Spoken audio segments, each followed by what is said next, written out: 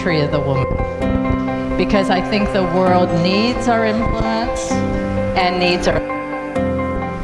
I believe there is ample evidence that the existing dominant structures in the world, traditional, hierarchical, sometimes individualistic, top-down, competitive, sometimes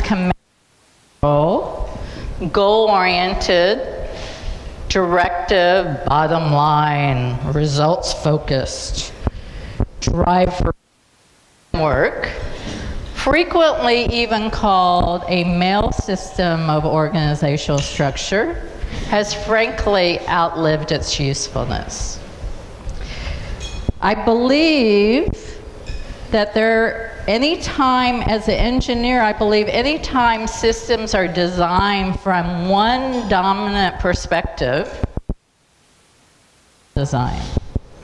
The reality is we are 50% of the population. Time for our wisdom and our leadership to influence the framework of how we lead our families, how we lead our communities, how we lead our organizations, how we lead government, how we lead military, how we lead global affairs. I am, you are, uniquely and wonderfully made. We have special gifts, special talents, unique experiences, different perspectives from our lives as women.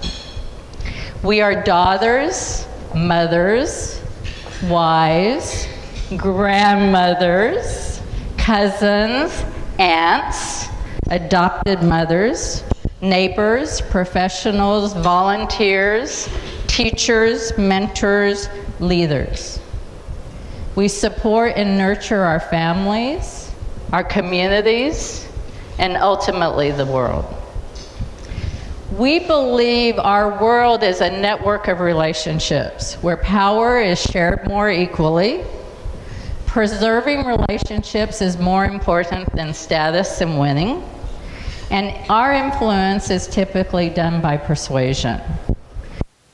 About allowing others to feel heard, to feel safe, to feel involved, to feel empowered, to feel valued. Our leadership tends to be more collaborative, relational, communal, and we tend to exercise our power through and, more importantly, with others. I'm uniquely and beautifully made. I have everything I need and am equipped with everything necessary to live the purpose that I'm on this planet for. And so do you. Incredible courage and incredible vulnerability. An incredible commitment to be our best selves, and more importantly, our authentic selves. Only by stepping into who we really are, instead of the person society and others tell us to be, do we unleash this beauty, unleash this power, and have the ability to change the world. It's amazing to me, after a lifetime of beginning to live my life, since I plan to be around till I'm like 120, I've learned that the more I'm able to step into who I am in my authentic beauty, the more I am able to see it in Irene. We all have our own stories about what makes us unique, beautiful, wonderful women.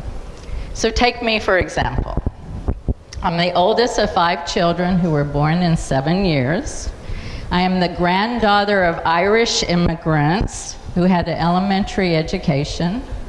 My mother was a nurse and my father was a geophysicist, both because they were given opportunities to go to school as a result of World War II. So from my family line, I've learned that learning and education is the gateway to opportunity. That's why I have degrees in both education and mechanical engineering. Education, obvious. I was the oldest of 5, and I started teaching people when I was about 7. Many of you understand that pathway. Mechanical engineering, because we moved all over the world every couple of years or more. My dad was always gone to work. My mother had no mechanical inclination. And so I was the one who assembled, fixed, arranged, plumbed, plugged in, etc. So mechanical engineering was very logical from my perspective. It has resulted for me in a style of leadership that is both coaching and mentoring, but the enjoyment of solving impossible problems with creative solutions. Because my father worked for oil companies, we lived and moved all over North America and lived in Australia. And by the time I was 18, I had traveled all over Asia and South Pacific. So I learned at a very young age, I was a citizen of the world, not a citizen of a country. The world all love and care for our families and our communities. And we hope for a better life for our children and our grandchildren. We may look different, we may sound different, we may live differently, but our hopes and our hearts are universal. And we have limitless potential to change the world. I learned living around the world that loving, healthy, vibrant, purpose-driven families and communities also can change their world. My parents taught me that service is leadership to others. No matter our circumstances, there were always people who had less than us, and there were always people who needed us to share our blessings. My parents, separately at 15 and 14, came over here with nothing and started a whole new life with courage, heart, hard work, and a commitment to create a better life. My parents modeled for me. They had that legacy, they had that knowledge. They understood what it was to be poor when they were young. Giving to others was love and grace. And that reaching out to help another, no matter their circumstances or our circumstances, could change the trajectory of a person's life. So for me, leadership is personal. Because I'm a woman, leadership is feminine. Thus, throughout my career in technology and now in my world as a consultant, I have learned that just showing up authentically as my authentic self creates change in any circle I join. It's not always easy. I have a dear friend, Dr. Jane Gardner, who talks about our divine intelligence, and she talks about our authentic self and our conditioned self. Our conditioned self is that part that we put on as we grow up to protect ourselves, to armor ourselves, to live up to gain ego strokes, to play a role. It's very useful, it protects us, it helps us survive and flourish. But over a lifetime, it can become sort of an armor that we wear as we travel through the world. It takes courage, vulnerability, awareness to take the armor off and lay it aside, to say we no longer need it to survive, and to show up in our own unique beauty. And when we do, just our presence changes the circles that we join. Bringing my full self join changes things. because most of the places that we join in our communities, in our work, in academia, in education, in our churches, in our government, are not feminine systems. So we change them by just being our feminine self. Leadership is a calling and a passion for me. I believe people want to be successful. They want to be part of those successful families, communities, and teams, and they want to make a positive impact in the world. It makes a difference if we are someplace where we can flourish as we are and unleash that talent to make a change in the world.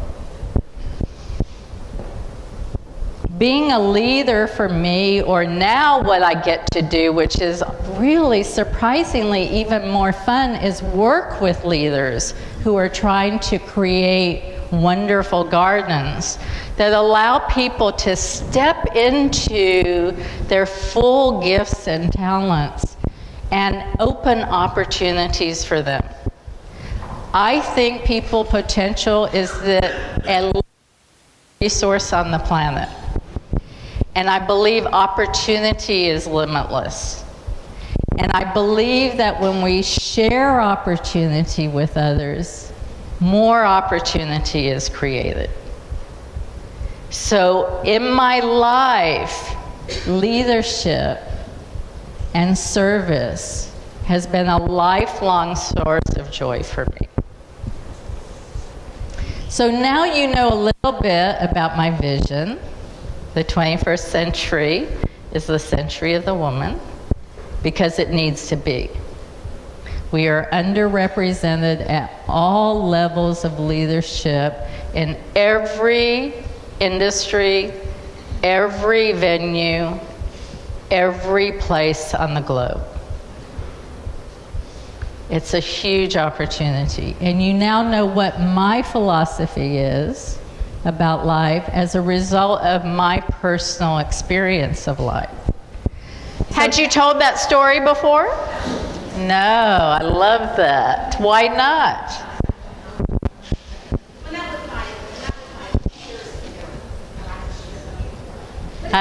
Thank you. It felt good to share, right? How did it feel how did it feel to be the receiver, to hear somebody's personal story like that? How did it feel? Encouraging. What else? Empowering. How come we don't share those stories with each other at work? I want you to know that I've had the opportunity to teach at the Wharton School in Pennsylvania for the last 5 falls. I do this exercise, and usually, unfortunately, the classes I teach, usually the women are about 25, because it's an executive program, so these are executives coming out of corporations. So it's usually about 25 to 30% women. So I do this exercise with a room full of CEO or president or vice president level. I ask the same question. I felt trusted. I felt supported. I felt encouraged. I always ask, have you told your team this story? What do you think the answer is? Why? The answer is always no. But it's their authentic self. But we're not allowed to show up that way at work. Or we think our conditioned self says. So I encourage you as leaders to think about going back into your workspace and taking the courageously like this. It sets a different tone in your garden. Okay, so the next thing I want you to do is have a table conversation. Here's the question. Imagine that you are the CEO of your organization. You may be the CEO in your organization already, and if you are, because I know there are some CEOs in this room already, if you are, I want you to answer the question, as a CEO, what could I do more or differently? So, imagine you're the CEO of the organization. If you were to step into the CEO role of this organization and you were running the organization you're a part of today, out of your authentic feminine leadership, talk about what would be different inside your garden. Can we just throw out some things that might be different? One thing I guarantee you is we would wear different things to work. Right? That's true. What else would we do differently? More teaming. More teaming, absolutely. What else? Huh?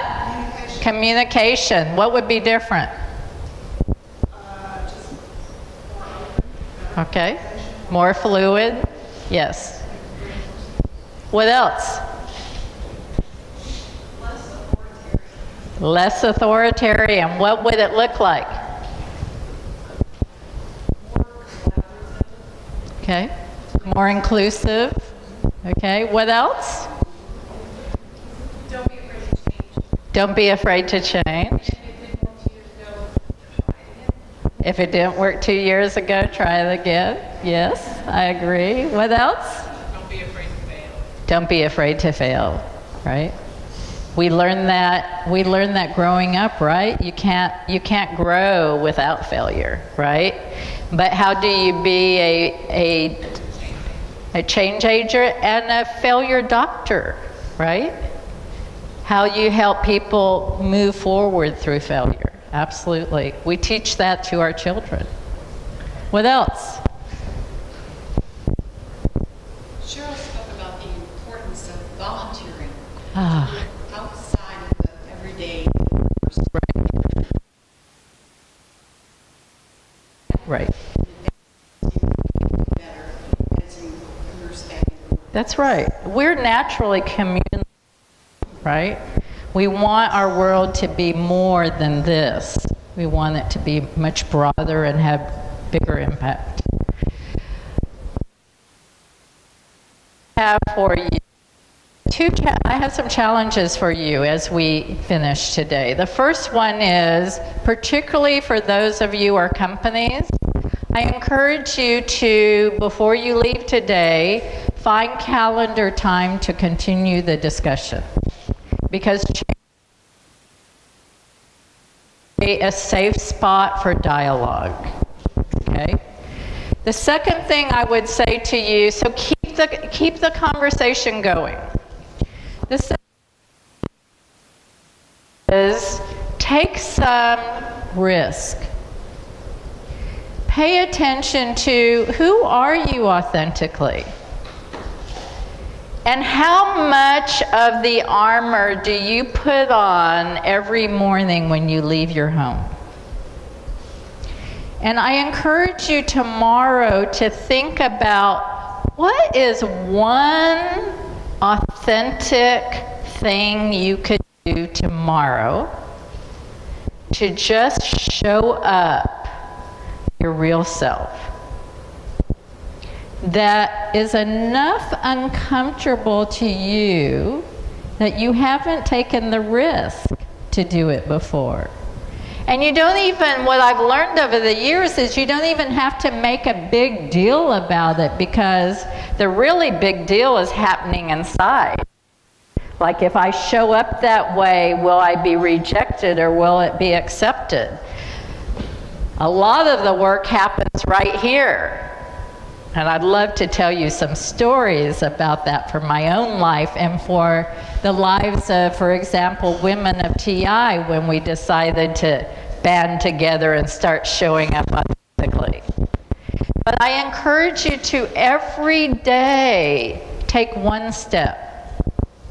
It's not easy. Every day I still My clientele are very traditional companies that have leaders that know their gardens are no longer producing what they desire.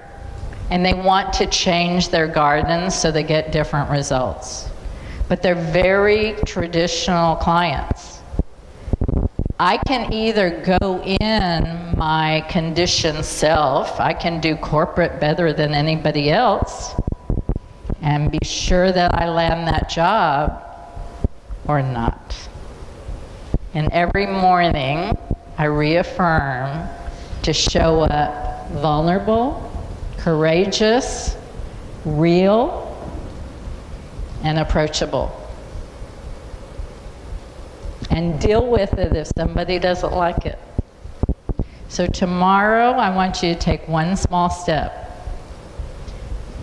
The world needs us without the armor.